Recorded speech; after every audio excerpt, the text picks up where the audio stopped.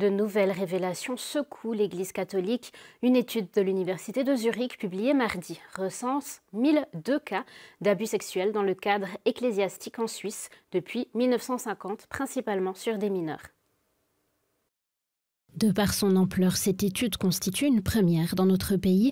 Les chercheuses et chercheurs ont eu accès à des archives normalement inaccessibles au public. Mais il ne s'agit que de la pointe de l'iceberg, selon le rapport qui évoque une dissimulation systématique par l'Église. Les responsables catholiques ont protégé les auteurs de ces abus sexuels en ignorant les victimes. Et nous en avons discuté avec Monseigneur Félix Gmür, évêque du diocèse de Bâle, donc responsable notamment des églises des cantons de Berne et Soleure. Félix Gmür est lui-même accusé d'avoir dissimulé des cas. Une interview réalisée par notre journaliste Mathieu de Dardel. Monseigneur Félix Gmür, l'étude de l'Université de Zurich fait état d'1 millier de cas d'abus sexuels dans l'Église catholique depuis 1950. Le rapport souligne qu'il s'agirait seulement de la pointe de l'iceberg. Qu'est-ce que ça vous fait de constater l'ampleur de ce phénomène? J'ai lu ce chiffre de 1200 cas. Donc, le rapport parle de cas, mais derrière chaque cas, il y a un être humain, il y a un visage, il y a une âme d'une personne, il y a une vie qui a été détruite, confiance détruite, il y a toute une famille, des amis, etc.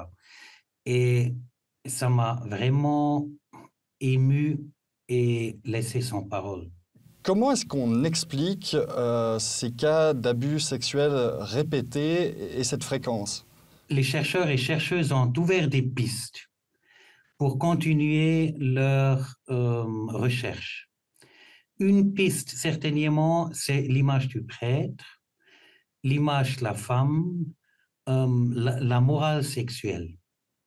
Une autre piste, c'est le milieu clos qui, aujourd'hui, heureusement, n'existe plus dans cette ampleur. Quand vous parlez de morale sexuelle, c'est lié au célibat, au tabou de la sexualité dans l'Église?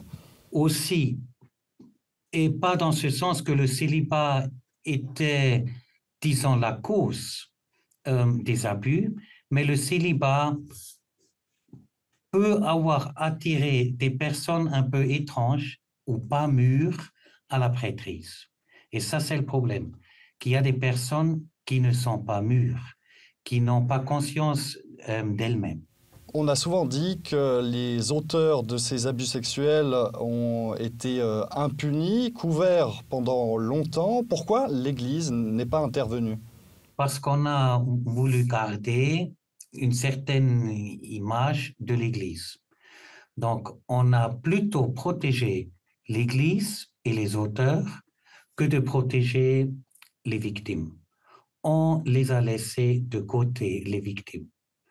Et ça, c'est vraiment la part extrêmement mauvaise. Le rapport souligne que l'Église catholique a caché, couvert ces abus de manière systématique. Certains prêtres étaient aussi simplement transférés pour échapper à la justice. L'Église porte une responsabilité. Est-ce que les choses ont véritablement changé aujourd'hui? Il y a un changement de culture, ce qui signifie qu'il y a un changement de conscience.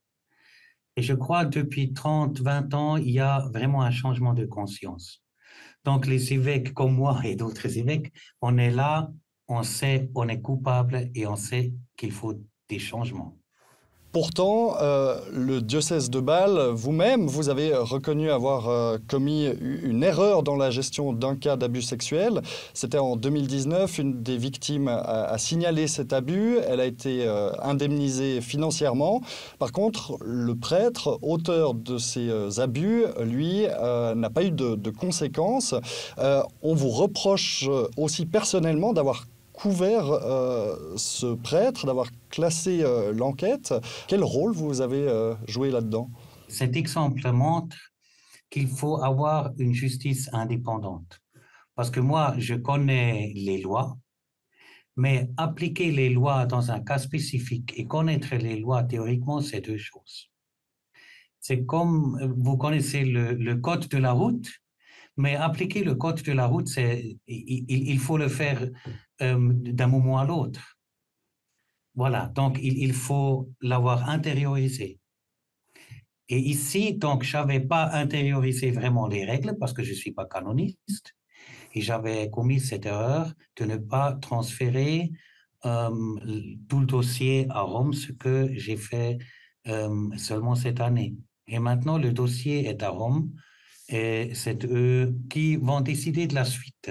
Vous avez transmis ce dossier, mais c'était aussi un peu sous pression médiatique. Est-ce qu'au départ, vous avez couvert ce prêtre? Non, ce n'était pas la question de couvrir ce prêtre parce que j'avais alerté le prêtre, je lui ai donné une interdiction de contact et une interdiction de venir en Suisse pour servir comme prêtre. Voilà, je ne l'ai pas du tout couvert. Et j'ai dit à son évêque qu'il doit prendre des mesures de précaution. Pour conclure, aujourd'hui, comment vous jugeriez la situation dans votre diocèse, le diocèse de Bâle? Est-ce que des mesures ont été entreprises? Voilà, depuis 20 ans et encore plus amplement depuis 10 ans, qu'on a pris beaucoup de mesures. Donc, dans la prévention, dans l'intervention, dans la sélection du personnel, dans le contrôle du personnel avec les registres,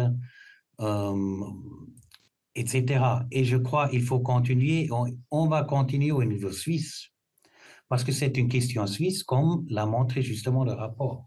Ce sera le mot de la fin. Merci beaucoup, Monseigneur Félix Gumur, d'avoir répondu à mes questions. Merci à vous, monsieur.